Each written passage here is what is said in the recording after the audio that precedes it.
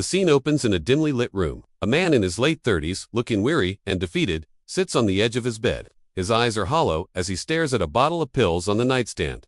They say rock bottom has a basement. I guess I found it. It's funny, isn't it? You spend your whole life building something, a career, a family, a future, and then, in what feels like a blink, it's all gone. The foundations crumble, the walls cave in, and you're just left sitting in the rubble, wondering where the light went. I couldn't see any light. Just an endless, suffocating darkness. I wasn't just at the end of my rope. I was ready to let go. He reaches for the bottle, his hand trembling slightly. He unscrews the cap, the small sound echoing in the silence. Just as he's about to tip the bottle, a firm, but not aggressive knock comes from the door. He freezes, annoyance flickering across his face. Not now, just leave me alone.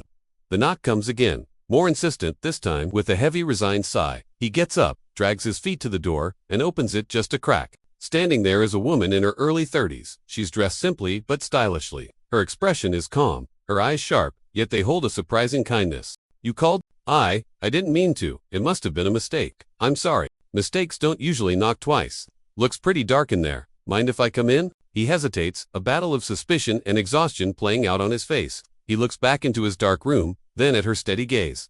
Finally, he steps aside, letting her in. She walks in, and her eyes immediately land on the open bottle of pills on the bed. Her expression doesn't change to shock or judgment, but to a quiet understanding. You weren't looking for company tonight, were you? You were looking for an exit. He flinches, turning away, a wave of shame washing over him. He sinks back onto the bed, his head in his hands. I've lost everything. My job, my family, my purpose. What's the point anymore? There's nothing left. I've been there. Maybe a different story, but the same darkness. She sits down on the bed, not too close, but near enough to be a presence. She doesn't try to touch him or offer empty platitudes. You know what pulled me back from that edge? It wasn't some grand miracle. It was one person, a stranger, who just saw me. They didn't try to fix me, they didn't judge me. They just saw me. And for the first time in a long time, I didn't feel invisible. He slowly lifts his head, his eyes glistening with unshed tears. He looks at her properly for the first time, a flicker of confusion and curiosity in his gaze. But, why are you here? Why are you doing this? Because tonight, I get to be that stranger for you. A profound silence fills the room.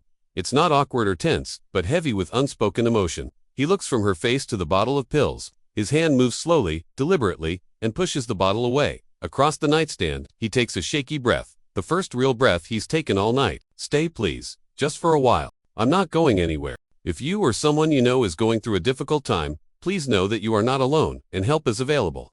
You can connect with people who can support you by calling or texting 988 anytime in the US and Canada.